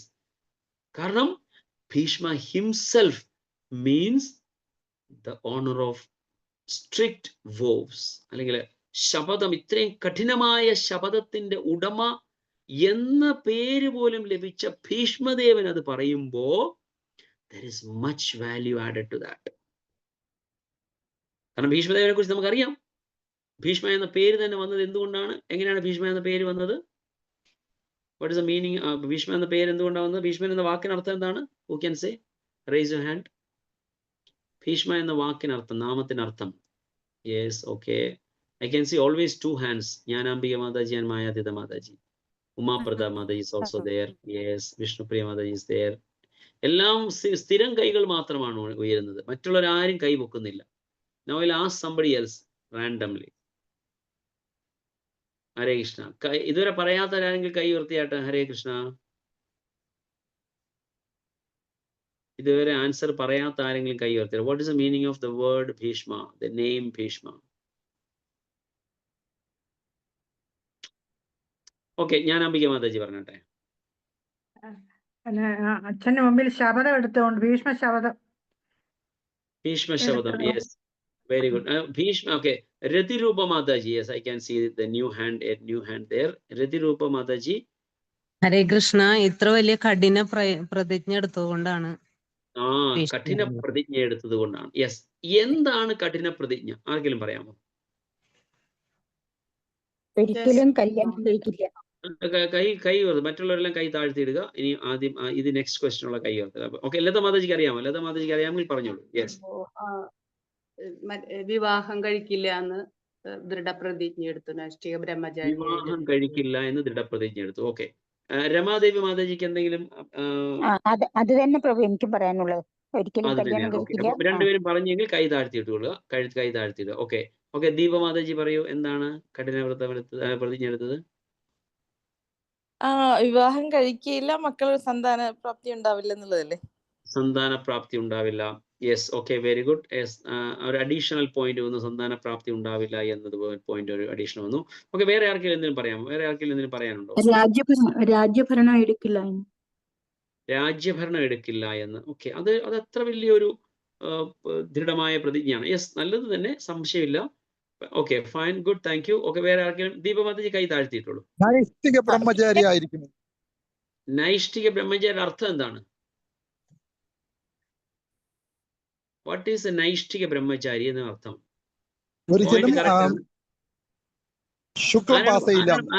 ആരാണ് പറയുന്നത്? കൈ ഉയർത്തിയില്ല, അതാണ് കാണാൻ സാധിക്കാത്തത്. ഓ, Kathamrita. Hare Krishna. Sorry, extremely sorry, I couldn't recognise. അല്ല, ഒരു കഥാമൃത പ്രഭു പറയട്ടെ, അതിനുശേഷം ചാൻസ് തരുന്നതായിരിക്കും. Raise your hand, keep your hand raised, I will ask come to you. Okay, Kathamrita prabhu പറഞ്ഞട്ടെ. യെസ്, എന്താണ് നൈഷ്ഠിക ബ്രഹ്മചാരിയുടെ അർത്ഥം? ഒരിക്കലും ശുക്ലം പാസ് ചെയ്യില്ല. Yes, that is the vow. അതാണ് ഒരു പുരുഷനെ സംബന്ധിച്ചിട്ട് ഉള്ള ഒരു കഠിനമായ വ്രതം അല്ലെങ്കിൽ തപസ് എന്ന് പറയുന്നത്. Is that. അതിന്റെ ഉടമസ്ഥനാണ് ഭീഷ്മദേവൻ. ആ വ്രതം എടുത്ത്, കാരണം അമ്മ അല്ലെങ്കിൽ സത്യവതി, ആ സമയമല്ല, സത്യവതി ശാന്തനുവിനെ കല്യാണം കഴിക്കാൻ ഉള്ള വിസമ്മതിക്കുന്നതിനുള്ള കാരണം, എനിക്ക് ജനിക്കുന്ന കുട്ടികൾ ഇനിയും അവര് രാജാവായാലും, കാരണം നീ കല്യാണം കഴിച്ച് നീയാണ് മൂത്ത പുത്രൻ, നീ കല്യാണം കഴിച്ച് നിന്റെ പുത്രനായിരിക്കും, നീ ആയിരിക്കും അടുത്ത രാജാവ്, നീ രാജാവായി കഴിഞ്ഞാൽ നിന്റെ പുത്രന്മാരായിരിക്കും അടുത്ത രാജാക്കന്മാര്. അപ്പോ എന്റെ പുത്രന് ഞാൻ രണ്ടാമത്തെ ഭാര്യയും അതുപോലെ തന്നെ എനിക്കുണ്ടാകുന്ന കുട്ടികൾ നിന്നേക്കാൾ ഇളയതുമായതുകൊണ്ട് എനിക്കും അല്ലെങ്കിൽ എനിക്ക് കിട്ടുന്ന സ്ഥാനവും എൻ്റെ കുട്ടികൾക്ക് കിട്ടുന്ന സ്ഥാനവും അവരുടെ കുട്ടികൾക്ക് കിട്ടുന്ന സ്ഥാനവും ആ വരുന്ന പരമ്പര മുഴുവൻ ഇനി നിന്റെ അല്ലെങ്കിൽ നിന്റെ കുടുംബത്തിന്റെ നിന്റെ പരമ്പരയുടെ അടിമയായിട്ട് കഴിയേണ്ടി വരും എന്ന് സത്യവതി പറഞ്ഞപ്പോഴാണ് എനിക്ക് രാജ്യം വേണ്ട. ആദ്യം അദ്ദേഹം പറഞ്ഞു. That is also one of the vow. ഇപ്പോൾ ഒരു ഡിവോട്ടി പറഞ്ഞു എനിക്ക് രാജ്യം വേണ്ട എന്ന് പറഞ്ഞു. That's fine. പക്ഷെ നിനക്ക് രാജ്യം വേണമെങ്കിൽ നിനക്കുണ്ടാകുന്ന കുട്ടികൾ രാജ്യം അവകാശപ്പെടും. ഓക്കെ, ഞാൻ കല്യാണം കഴിക്കില്ല, നീ കല്യാണം കഴിച്ചില്ലെങ്കിൽ നിനക്ക് കുട്ടികൾ ഉണ്ടാകാം. യെസ്, ഇനി എനിക്ക് കുട്ടികൾ ഉണ്ടാവില്ല, ഞാൻ എൻ്റെ ശരീരത്തിൽ നിന്ന് ഒരു ഡ്രോപ്പ് സെമൻ പോലും വെളിയിൽ വിടില്ല എന്ന ശപഥം എടുത്തത് ആണ് ഭീഷ്മ എന്ന വാക്ക്, ആ നാമം അദ്ദേഹത്തിന് കിട്ടാൻ കാരണം. ആ അത്രയും കഠോരമായ ശപഥം എടുത്ത ഭീഷ്മദേവൻ പറയുകയാണ്, Krishna has ignored his own vows for my sake. എനിക്ക് വേണ്ടിയിട്ട് ഭഗവാൻ തൻ്റെ വാക്കുകൾ പോലും, യഥാർത്ഥത്തിൽ പറഞ്ഞാൽ ഭീഷ്മന്റെ ഈ ഒരു ശപഥമാണ് ഈ യുദ്ധത്തിന് വഴിയുണ്ടാക്കാനുള്ള പ്രധാനപ്പെട്ട കാരണം. ഭീഷ്മദേവനെ കൊല്ലാനായിട്ട് തുടങ്ങുന്ന സമയത്ത് ഭീഷ്മദേവൻ ശരം, അതായത് കയ്യിൽ ആയുധമുള്ളപ്പോൾ കൊല്ലാൻ സാധിക്കത്തില്ല. 3 പേരും, ഭീഷ്മനും ദ്രോണനും കർണനും, ഈ 3 പേരെയും ആയുധം താഴ്ത്തി വെച്ചിട്ടാണ് ഭഗവാൻ കൊല്ലിക്കുന്നത്. അപ്പൊ അവർ താഴ്ത്തി വെക്കുന്ന ആ സമയത്ത് ഭഗവാൻ ഭീഷ്മനെ ഓർമ്മിപ്പിക്കുന്നുണ്ട്, നീ ചെയ്ത അപരാധം എന്ന് പറഞ്ഞാൽ നിന്റെ ഈ പറഞ്ഞ ശപഥമാണ്. ഇത്രയും വലിയ ശപഥം എടുത്തിട്ട് ഒരു വലിയ ഘോര അപരാധം നടക്കുന്ന സമയത്ത്, ദ്രൗപദിയുടെ വസ്ത്രാക്ഷേപ സമയത്ത് നീ നിന്റെ ശപഥത്തിന് വേണ്ടി പിടിച്ചു നിന്ന നിന്റെ സ്വാർത്ഥ മനോഭാവം കൊണ്ടാണ് ഇന്ന് ഈ ഒരു അവസ്ഥ വന്നത്. അന്ന് നീ നിന്റെ ശപഥത്തെ മാറ്റി വെച്ചുകൊണ്ട് തൻ്റെ കുലത്തിലെ ഒരു സ്ത്രീ അല്ലെങ്കിൽ രാജ്ഞിയായ അല്ലെങ്കിൽ ചക്രവർത്തിനിയായ ദ്രൗപദിയുടെ മാനത്തെ കാക്കാൻ വേണ്ടി ദുര്യോധനൻ ആദികൾക്കെതിരായി നീ യുദ്ധം അന്ന് ചെയ്യാൻ ആയുധം എടുത്തിരുന്നു എങ്കിൽ നിനക്ക് ഈ അവസ്ഥ ഉണ്ടാവില്ലായിരുന്നു. അതാണ് ഭീഷ്മദേവൻ ചെയ്ത അപരാധം അല്ലെങ്കിൽ തെറ്റ്. അത് ഓർമ്മിപ്പിച്ചു കൊടുക്കുന്നുണ്ട്. സോ അത്രയും കഠോരമായ വ്രത അല്ലെങ്കിൽ ശപഥത്തിന്റെ ഉടമയായ ഭീഷ്മദേവൻ പറയുകയാണ്, സ്വന്തം ശപഥം പരിത്യജിച്ചുകൊണ്ട്. സോ വേർ അഫെക്ഷൻ കംസ്, അതാണ് പ്രേമം എന്ന് പറയുന്നത്. ഏറ്റവും മുകളിലാണ് പ്രേമം എല്ലാത്തിൻ്റെയും. മറ്റുള്ളതെല്ലാം വെറും അതിനൊക്കെ താഴെ വരുന്നത് മാത്രമാണ്. എല്ലാ നിയമങ്ങളും അതിന് താഴെ വരുന്നതാണ്. അതായത് ഏറ്റവും ഇന്നത്തെ കാലത്ത് നമുക്കത് അറിയില്ല പറയാൻ പറ്റുമോ എന്ന്. കാരണം the world in which we live is എന്താ പറയുക, ഈ ഒരു കോണ്ടെക്സ്റ്റ് പറഞ്ഞു കഴിഞ്ഞാൽ what to talk about that. ഇപ്പൊ ഈ അടുത്ത കഴിഞ്ഞ 2-3-4 ദിവസങ്ങൾക്ക് മുന്നാലോ അല്ലെങ്കിൽ ഒരാഴ്ചക്ക് മുമ്പ് നടന്ന മർഡർ, കൊലപാതകം, അതായത് ഒരാഴ്ചക്ക് മുമ്പ് നടന്ന കൊലപാതകം, എനിക്ക് കൊലപാതകം നടന്നിട്ട് ഐ തിങ്ക് 1-2 ആഴ്ചയായി കാണും. പക്ഷെ ആ സ്ത്രീയെ പിടിച്ച് ഇപ്പോൾ നടക്കുന്ന, അതായത് കല്യാണം കഴിച്ച് ഭാര്യയും ഭർത്താവും കൂടെ ഹണിമൂണിന് പോയിട്ട് ഭാര്യ തൻ്റെ കാമുകരുമൊത്ത് മറ്റുള്ളവരെ വാടക കൊലയാളികളെ അറേഞ്ച് ചെയ്ത് സ്വന്തം ഭർത്താവിനെ, കല്യാണം കഴിച്ച് 4 ദിവസം മാത്രമായ ഭർത്താവിനെ കൊല്ലിച്ച സംഭവം നടക്കുന്ന ലോകത്താണ് നമ്മൾ ഇത് ജീവിക്കുന്നത്. So I don't know how far it is apt. അപ്പം പ്രേമത്തിന് വേണ്ടി എന്തും ചെയ്യാമെന്ന് പറഞ്ഞു കഴിഞ്ഞാൽ even that is justified? No. അവിടെ ഒരു ക്വസ്റ്റ്യൻ, അത് like of course there logical intelligence comes there, that's different. അപ്പം നമ്മൾ ഇതിനെ തെറ്റായി വ്യാഖ്യാനിക്കരുത്. People are become blind out of love. That is. പക്ഷെ അവിടെ സ്നേഹം, ഈ ഒരു സ്നേഹം എന്ന് പറഞ്ഞത് ബിക്കോസ് ഓഫ് ദെയർ ലസ്റ്റ്, അല്ലെങ്കിൽ അവരുടെ വ്യക്തിഗത ആഗ്രഹങ്ങളാണ് അവിടെ പ്രയോറിറ്റൈസ് ചെയ്തത്. ഇവിടെ പറഞ്ഞു കഴിഞ്ഞാൽ ഇവിടെ there is no other relation between Bhishma and Krishna other than their pure love. അപ്പൊ അവിടെ ഭീഷ്മദേവന്റെ ആ ശപഥത്തിന് മുൻപിൽ, അല്ലെങ്കിൽ ശപഥത്തിന് മുന്നിൽ ഭഗവാൻ തന്റെ ശപഥത്തിനെ വേണ്ടാന്ന് വെച്ചു. So there is an inner meaning. അത്രമാത്രം Krishna loves his devotees.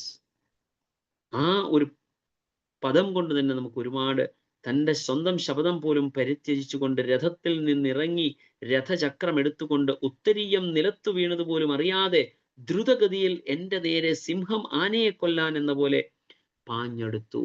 So Bhishma was so happy ആ സമയത്ത്. കാരണം ഭീഷ്മ എന്തുകൊണ്ടാണ് സന്തുഷ്ടനായത്? Let me be killed by Krishna. കൃഷ്ണന്റെ കയ്യാൽ മരണപ്പെട്ടാൽ അതിൽ കൂടുതൽ ഭാഗ്യം എന്താണ് എന്ന ഒരു തോന്നലിലായിരുന്നു ഭീഷ്മദേവൻ. എല്ലാം കയ്യിലുള്ള ആയുധങ്ങളെല്ലാം താഴെയിട്ട്, no, first he fought with him. ആദ്യം അദ്ദേഹം ഭഗവാനോട് യുദ്ധം ചെയ്തു. ഭഗവാന് എതിരായിട്ട് അമ്പയച്ചു. അമ്പയച്ചത് അതും അത് കഴിഞ്ഞോ അതോ ഇനി വരാൻ പോകുന്ന ഭാഗമാണ്. Exactly I am not remembering exactly. പക്ഷെ അതിൽ ഭാഗവതത്തിൽ തന്നെ പറയുന്നുണ്ട്, ഓരോ അമ്പും കൃഷ്ണ അക്സെപ്റ്റഡ് ആസ് ഗാർലൻസ്. ഭഗവാന് ഭീഷ്മദേവന്റെ കൈകളാൽ അണിയിക്കുന്ന ഹാരമായിട്ട്, അല്ലെങ്കിൽ ഭഗവാൻ അത് ഭീഷ്മദേവന്റെ പ്രാർത്ഥനകളായിട്ട് ആ ഓരോ ശരങ്ങൾ കൊണ്ട് ഭഗവാന്റെ ശരീരത്തിൽ നിന്ന് രക്തം പൊടിയുന്നത് അദ്ദേഹം സന്തോഷിക്കുകയായിരുന്നു ചെയ്തത്, ആനന്ദിക്കുകയായിരുന്നു ചെയ്തത്. സോ അങ്ങനെ ഈ ഒരു റിലേഷൻഷിപ്പിനെയാണ് നമ്മൾ മനസ്സിലാക്കേണ്ടത്. So this is another level. അല്ലെങ്കിൽ ഒരു ഭക്തന് എത്രമാത്രം ഉയരാൻ സാധിക്കും, അത്രയും ഉയർന്ന തലത്തിലുള്ളത് കൊണ്ടാണ് ഭീഷ്മദേവന് വേണ്ടിയിട്ട് ഭഗവാൻ കൃഷ്ണൻ ഇങ്ങനെ ചെയ്തത്. നമുക്ക് വേണ്ടി അങ്ങനെ ചെയ്യുമോ? ചെയ്യും, പ്രൊവൈഡഡ് നമ്മൾക്കും അതേ ഭാവത്തിലേക്ക് ഉയരാൻ സാധിച്ചാൽ.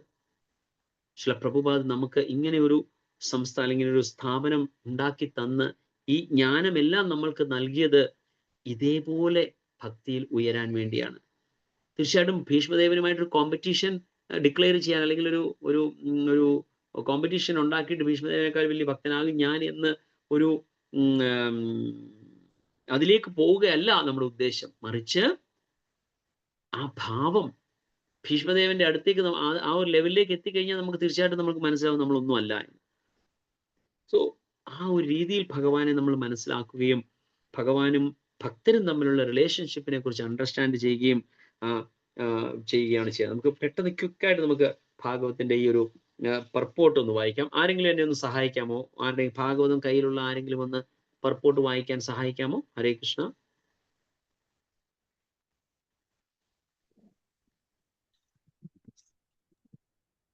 ആരുടെയും ഭാഗവതം ഇല്ലേ?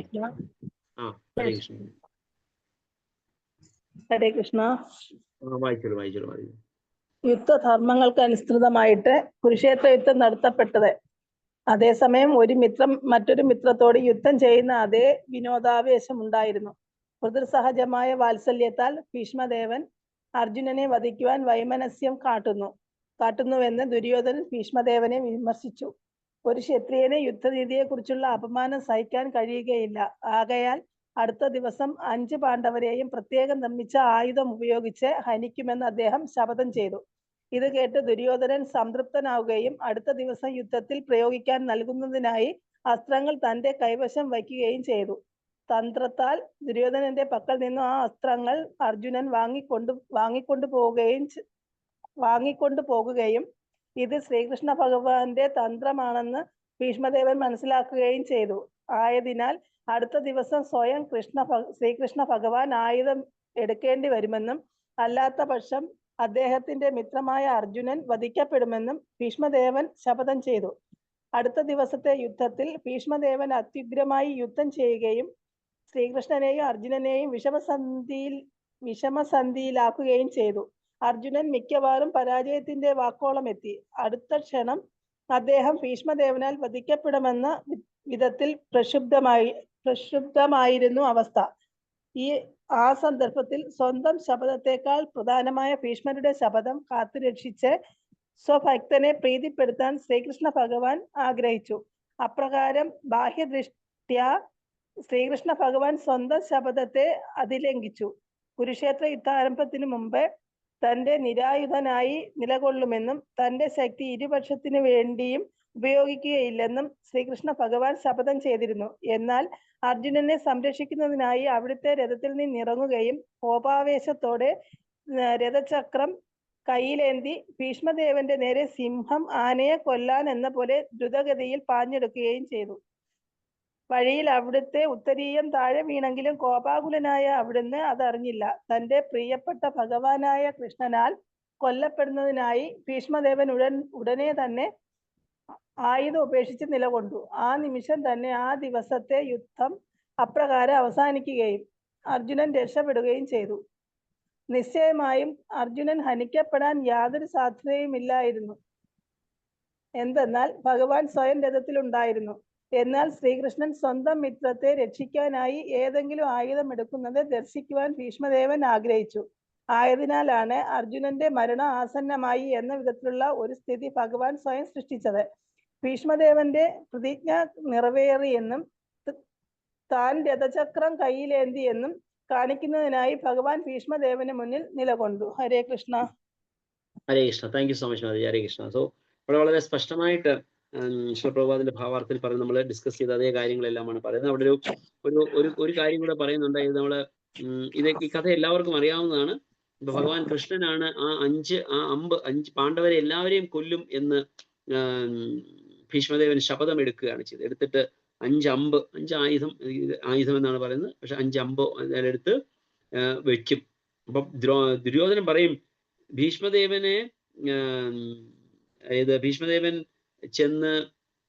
ആരെങ്കിലും ചെന്ന് ഭീഷ്മദേവനോട് ചോദിച്ചാൽ ഈ അമ്പ് കൊടുക്കും. അതുകൊണ്ട് ഈ അസ്ത്രം എൻ്റെ കയ്യിൽ തന്നേരെ, ഞാനിത് സൂക്ഷിച്ചു വെച്ചോളാം, നാളെ രാവിലെ ഞാൻ കൊണ്ട് തന്നോളാം എന്ന് പറഞ്ഞ ദുര്യോധനൻ ഭീഷ്മദേവന്റെ കയ്യിൽ നിന്ന് മേടിച്ചോണ്ട് പോകും. അർജുനന് ഈ വിവരം അറിയുന്നുണ്ട്. ഈ വിവരങ്ങൾ അങ്ങോട്ടും ഇങ്ങോട്ടും ഒക്കെ അറിയാം. അറിയുന്ന സമയത്ത് ഭഗവാൻ 2 കാര്യങ്ങളാണ് ചെയ്യുന്നത്. 2 കാര്യം ചെയ്യും. ഒന്ന്, ദ്രൗപദിയോട് പറയും നീ വേഷം കെട്ടാതെ, അല്ലെങ്കിൽ വേഷം മറച്ച് നിന്റെ കാലിലെ പാദസരം വരെ അഴിച്ചു വെച്ചിട്ട് ഭീഷ്മദേവന്റെ അടുത്ത് പോയി നമസ്കരിക്കാൻ പറയും. അപ്പൊ കാലിലെ പാദസരം വരെ അഴിച്ചു വെച്ച്, കാരണം ഈ തിരിഞ്ഞു നിൽക്കുകയാണെങ്കിൽ പോലും ശബ്ദം കൊണ്ട് ആൾക്കാരെ മനസ്സിലാക്കാൻ സാധിക്കും.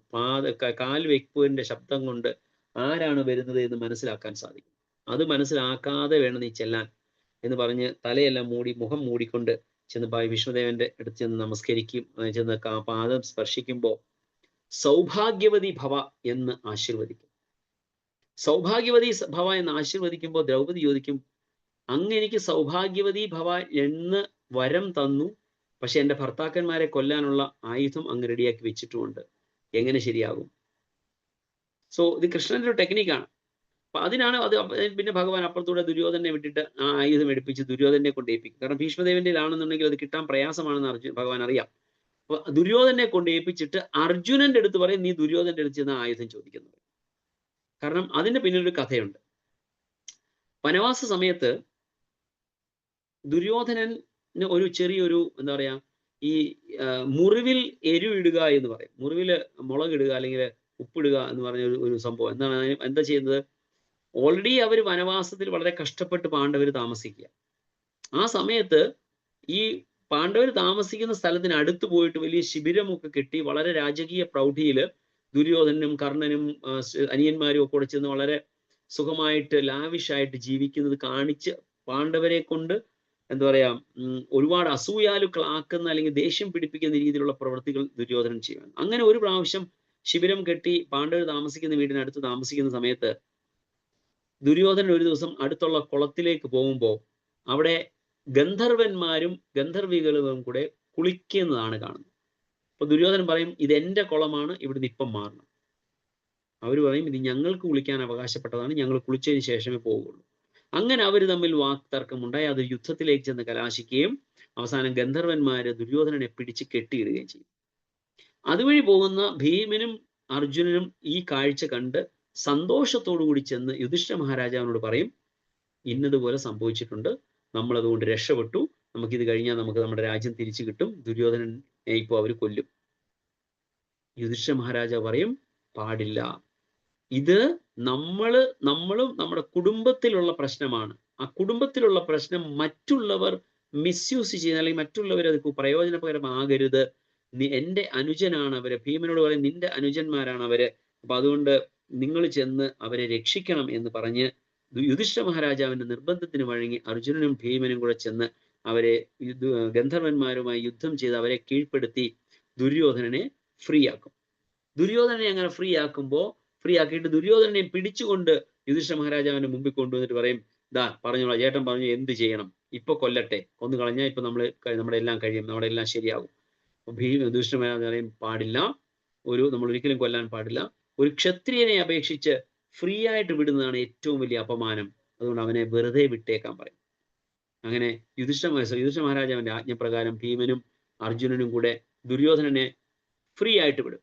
അങ്ങനെ ഫ്രീ ആയിട്ട് വിടുന്ന സമയത്ത് ദുര്യോധന അതൊരു അപമാനമാവും, ഭയങ്കര ഒരു അപമാനമാണ്. ആ ഒരു അപമാനത്തിൽ ദുര്യോധനൻ പറയും, ഇതിനു വേണ്ടി എനിക്ക് എന്തെങ്കിലും പ്രത്യുപകാരം നിങ്ങൾക്ക് ചെയ്യണം, നിങ്ങൾക്ക് എന്ത് വേണമെന്ന് നിങ്ങൾ ആവശ്യപ്പെട്ടുള്ളൂ, നിങ്ങൾക്ക് രാജ്യം വേണമെങ്കിൽ ഇപ്പൊ അതുപോലും തരാം, നിങ്ങൾ എന്താവശ്യപ്പെട്ടാലും ഞാൻ തരാം എന്ന് ദുര്യോധനൻ വാക്ക് പറയും. അപ്പോ അർജുനൻ പറയും, ഞങ്ങൾക്ക് നിങ്ങളുടെ ഒന്നും വേണ്ട, ഞങ്ങളുടെ അവകാശപ്പെട്ടത് ഞങ്ങൾ യുദ്ധം ചെയ്ത് ഞങ്ങൾ എങ്ങനെയായാലും ഞങ്ങളുടെ അവകാശത്തിനനുസരിച്ച് ഞങ്ങൾ മേടിച്ചു കൊള്ളാം, ഇത് എന്തെങ്കിലും ആവശ്യമുണ്ടെങ്കിൽ പിന്നീട് ഞങ്ങൾ എപ്പോഴും ചോദിച്ചോളാം എന്ന് അർജുനൻ ദുര്യോധനോട് പറയും. അപ്പൊ ഭഗവാൻ കൃഷ്ണനാണ് ഈ സമയത്ത് പറയുന്നത്, നിനക്ക് ഒരു വരം തരാൻ ദുര്യോധനൻ ബാക്കിയുണ്ട്, അതുകൊണ്ട് നീ പോയി ചോദിച്ചിട്ട് ആ വരം ഇപ്പോൾ മേടിച്ച് ആ അസ്ത്രങ്ങൾ നീ മേടിച്ചു കൊണ്ട് പോരൂ. അങ്ങനെ പറഞ്ഞ് അർജുനൻ ചെന്ന് ദുര്യോധനന്റെ അടുത്ത് പോയിട്ട് ദുര്യോധനനെ പഴയ ആ ഇൻസിഡന്റ് ഓർമ്മിപ്പിച്ചിട്ട് ആ വരം എനിക്കിപ്പോൾ വേണം, അപ്പൊ എന്ത് വരമാണ് വേണ്ടത് എന്ന് ചോദിച്ച് ആ അസ്ത്രങ്ങൾ എനിക്ക് വേണം എന്ന് പറഞ്ഞ് ദുര്യോധനിൽ നിന്ന് ആ അസ്ത്രങ്ങൾ അർജുനൻ മേടിക്കുകയാണ് ചെയ്തത്. അപ്പൊ ആ ഒരു കഥയെ കുറിച്ചിട്ടാണ് ചില പ്രഭുപാദ് ഇവിടെ പറയുന്നത്. ആലോചിക്കുക, ഭഗവാൻ കൃഷ്ണൻ എത്ര പ്ലാൻഡ് ആണ്. ഓരോ സന്ദർഭത്തിലും ചെയ്യേണ്ട കാര്യങ്ങൾ വളരെ യഥാക്രമത്തിൽ വളരെ സ്പഷ്ടമായിട്ട് ചെയ്യേണ്ട അതേ പ്രവൃത്തികളെല്ലാം ചെയ്ത് ആണ് പാണ്ഡവരെ രക്ഷിച്ചത്. അപ്പോൾ ഭഗവാൻ എന്ന് പറയുന്ന ഭക്തവത്സലന്റെ ആ കരുണാമയനായ ഭഗവാന്റെ ഭക്തന്മാരും തമ്മിലുള്ള ഒരു റിലേഷൻഷിപ്പിനെ കാണിക്കുന്നതാണ് ഭാഗവത്തിലെ ഓരോ ശ്ലോകങ്ങളും എന്ന് നമുക്ക് ഇതിൽ നിന്ന് മനസ്സിലാക്കാൻ സാധിക്കുന്നുണ്ട്. So Hare Krishna, thank you so much. Hare Krishna Krishna Krishna Hare Hare, Hare Rama Rama Rama Hare Hare. ഗ്രന്ഥ ശ്രീമദ് ഭാഗവതം കി ജായ്, ശ്രീല പ്രഭുപാദ് കി ജായ്, ടാഗോർ ശ്രീനാഥ് പ്രേമാനന്ദേ. ഹരി ഹരി ബോൾ. ഹരേ കൃഷ്ണ. ആർക്കെങ്കിലും എന്തെങ്കിലും ചോദ്യം ചോദിക്കാനുണ്ടെങ്കിൽ ചോദിക്കാം. ഹരേ കൃഷ്ണ. ഹരേ കൃഷ്ണ പ്രഭു, പ്രണാമം. Thank you. ഹരേ കൃഷ്ണ. ഹരേ കൃഷ്ണ പ്രഭുജി, ഒരു സംശയമായിട്ടാണ്. അതായത് ഇപ്പൊ ദുര്യോധനൻ വളരെ മോശമായിട്ടുള്ള ഒരാളായിട്ടാണല്ലോ നമ്മൾ കണ്ടിട്ടുള്ളത്. അങ്ങനെ സത്യസന്ധ ദുര്യോധനൻ അങ്ങനെ സത്യസന്ധതയൊന്നും പാലിക്കണം എന്നുള്ള ഒരാളല്ലല്ലോ. പക്ഷെ അങ്ങനെയുള്ള ഒരാളെ യുദ്ധത്തിന്റെ അവസാന നിമിഷത്തില് എങ്ങനെയായാലും ഭഗവാന്റെ ഇതുള്ളപ്പോ എന്താ പറയാ, ഇവർക്ക് അതിനുള്ള മുൻഗണന ഉണ്ട് എന്ന് അറിഞ്ഞപ്പോ ശരിക്കും ആ അമ്പുകൾ കൊടുക്കേണ്ട ആവശ്യം ഉണ്ടായിരുന്നു അല്ലെ, ദുര്യോധനെ പോലുള്ള ഒരാള്.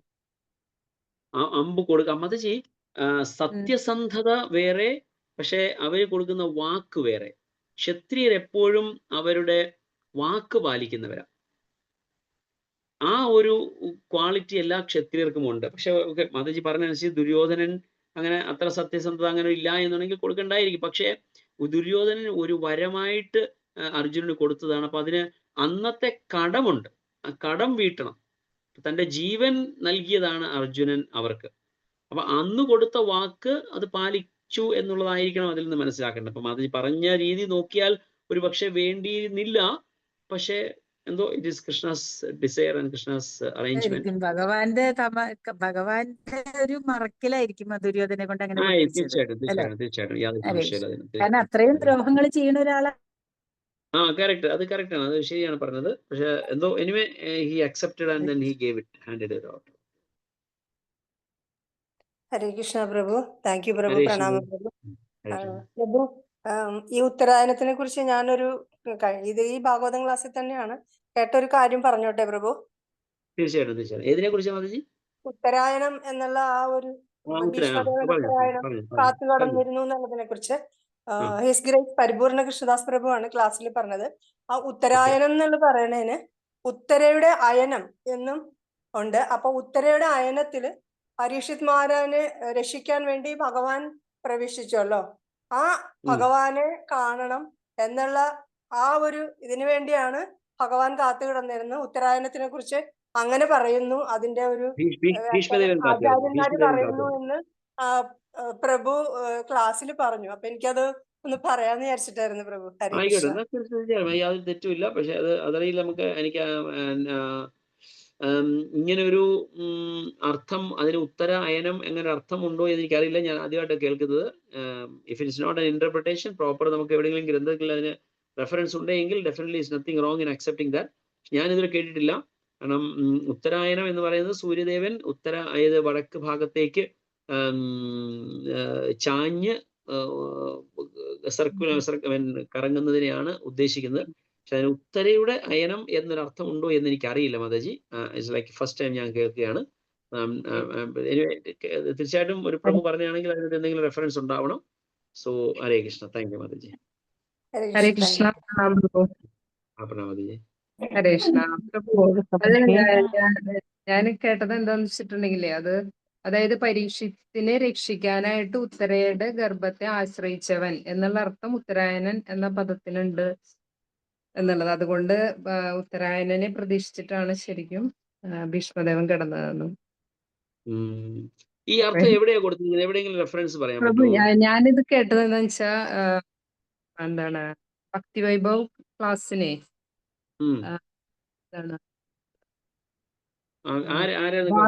ഭാഗവത മഹാവിദ്യാലയ എന്ന് പറഞ്ഞ അതിലൊരു സീനിയർ ഭക്തന്റെ ക്ലാസ് ഉണ്ട്.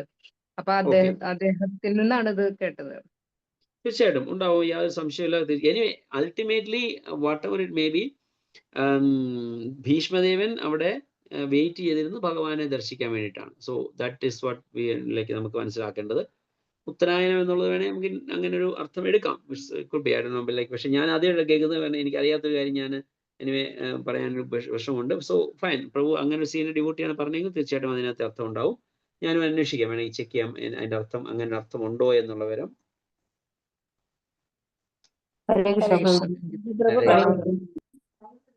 ഹരേ കൃഷ്ണ പ്രഭു. പ്രഭു ഇന്നലത്തെ ക്ലാസ്സിൽ തത്തേനു കമ്പം ശ്ലോകം പറഞ്ഞിട്ടുണ്ടായിരുന്നു ബ്രഹ്മപ്രയറിൽ. അപ്പൊ ഇന്നലെ ഒരു മാതാവ് ചോദിച്ചിരുന്നു അതിന്റെ ശ്ലോകം നമ്പർ എത്രയാണ്. 10:14:8 ആ മാജി ഇന്ന് ക്ലാസ്സിൽ ഉണ്ടോന്ന് എനിക്ക് അറിയില്ല. അപ്പൊ അതിന്റെ റെഫറൻസ് ശ്ലോക നമ്പർ 10th കാൻഡോ 14ാമത്തെ ചാപ്റ്ററിൽ 8ാമത്തെ ശ്ലോകമാണ് തത്തേനു കമ്പം ശ്ലോകം. Thank you so much Prabhu. വളരെ നല്ല ക്ലാസ് ആയിരുന്നു. Thank you Prabhu. Thank you so much. Hare Krishna.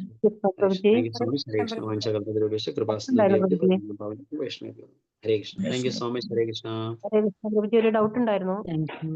Hare Krishna പ്രഭുജി, Kunju മാതാജിയുടെ ഇതില് 4 കാര്യങ്ങൾ പറയുന്നില്ല, ഇതിൽ ഫസ്റ്റ് എന്താണ് പ്രഭുജി പറയുന്നത്? കുന്തി മാതാജിയുടെ കുന്തി ദേവിയുടെ പ്രാർത്ഥനയില് 4 കാര്യങ്ങൾ പറഞ്ഞില്ലേ? അതില് ഭഗവാന്റെ മുമ്പിൽ നാം ഒന്നുമല്ല, അത് രണ്ടാമത്തത്. അല്ല, കുന്തിദേവിയുമല്ല, നമ്മൾ എനി പ്രാർത്ഥന, ഏത് പ്രാർത്ഥനയിലും നമ്മളത് ഇൻക്ലൂഡ് ചെയ്യേണ്ടതാണ് എന്നുള്ളത്. പ്രാർത്ഥനയുടെ 4 ഭാഗങ്ങൾ, കുന്തിദേവിയുടെ എന്നല്ല, any prayer you go you can see this. ഈ 4 ഭാഗങ്ങൾ 4 ഭാഗങ്ങളായിട്ട് പ്രാർത്ഥനയെ ഇതാക്കണം. ആദ്യത്തെ എന്ന് പറഞ്ഞാൽ ഗ്ലോറിഫൈ ദ ലോർഡ്, ഭഗവാനെ പ്രകീർത്തിച്ചു കൊണ്ടുള്ള ഏതെങ്കിലും ഒരു ശ്ലോകം ചൊല്ലുക, ഭഗവാനെ പ്രകീർത്തിച്ചുകൊണ്ട്. അതാണ് ഉദ്ദേശിക്കുന്നത് ഫസ്റ്റ് വൺ. പിന്നെ ഭീഷ്മൻ എന്നുള്ള വേർഡിന്റെ മീനിങ്? ഭീഷ്മൻ എന്ന് പറഞ്ഞാൽ കഠോരമായ, കഠിനമായ വ്രതത്തിന് അല്ലെങ്കിൽ കഠിനമായ ശബദത്തിന് ഉടമ എന്നാണ് ഭീഷ്മൻ എന്ന വാക്കിന് എന്നത്തെ നാമത്തിന്റെ അർത്ഥം. കഠിനമായ ശബദത്തിന്റെ ഉടമ. ഓക്കെ പ്രഭുജി. ഹരേ കൃഷ്ണ. ഹരേ കൃഷ്ണ.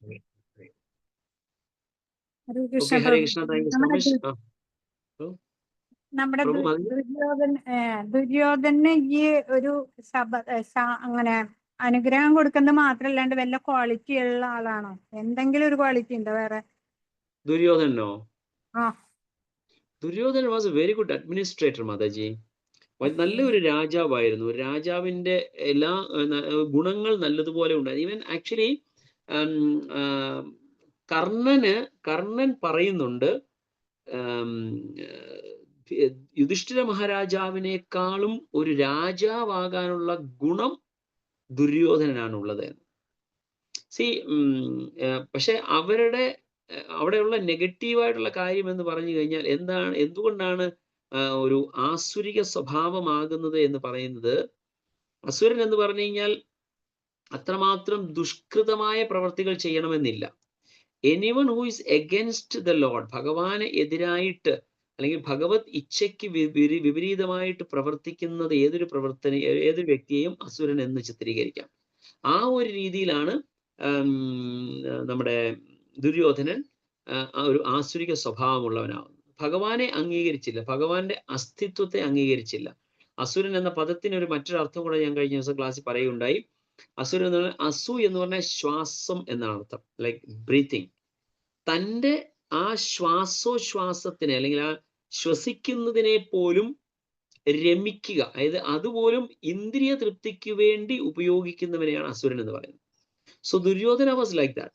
തൻ്റെ വ്യക്തി താല്പര്യം, മറ്റുള്ളവർക്ക് എന്ത് സംഭവിച്ചോട്ടെ, but I should be enjoyed എന്ന ഭാവമുള്ളത് കൊണ്ടാണ് ദുര്യോധനന്റെ പോരായ്മ. അതുപോലെ തന്നെ ഭഗവത് ഭക്തർക്ക് എതിരായിട്ട് പെരുമാറുകയും ചെയ്യുന്നുള്ളതാണ് ആ ദുര്യോധനന്റെ ഇത്. So administratively he was a very good quality ഉണ്ടായിരുന്നു രാജാവാകാനുള്ള. പക്ഷെ ഈ ഒരു ഭാഗം അദ്ദേഹത്തിനെ നെഗറ്റീവായിട്ട് മാറ്റുകയാണ് ചെയ്തത്. Hare Krishna. Thank you Prabhuji. Hare Krishna. Hare Krishna. Thank you Prabhuji. Thank you for Hare the Krishna. Wonderful. നന്ദി പ്രഭുജി, വളരെ നന്ദി. Thank you. Hare Hare Krishna. Hare Krishna. Hare Krishna. Thank you so much. Hare Krishna. Hare Krishna Prabhuji. Hare Krishna. Hare Krishna. Hare Krishna Prabhu. Hare Krishna Prabhu. ദണ്ഡ പ്രണാം. പ്രണാം പ്രഭുജി. ഹരേ കൃഷ്ണ. കൃഷ്ണ പ്രഭുജി. ഹരേ കൃഷ്ണ. Thank you. പ്രണാം പ്രഭുജി. ഹരേ കൃഷ്ണ. പ്രഭു ലെഫ്റ്റ് ആയി. എല്ലാവർക്കും നന്ദി. Thank you so much. Hare Krishna. Mataji, ഞാനാണ് ഡൗട്ട് ചോദിച്ചത് മാതാജി. ഹരേ കൃഷ്ണ. പ്രഭു ലെഫ്റ്റ് ആയി മാജി. സോറി മാജി. ഹരേ കൃഷ്ണ. ഹരേ കൃഷ്ണ. ശ്ലോകത്തിന്റെ ഇന്നലെ ചോദിച്ചത് ഞാനായിരുന്നു. ഇന്നത്തെ ശ്ലോകം മാജി ധനലക്ഷ്മി മാജിയാണോ ചോദിച്ചത്? പിന്നെ ഗൗരവപ്രിയ മാതാജി അയച്ചു തന്നിരുന്നു മാതാജി എനിക്ക്. ഹരേ കൃഷ്ണ. ശരി Maji. 10-14-8 Maji. Thank you Maji. Thank you. Hare Krishna. Hare Krishna. Hare Krishna.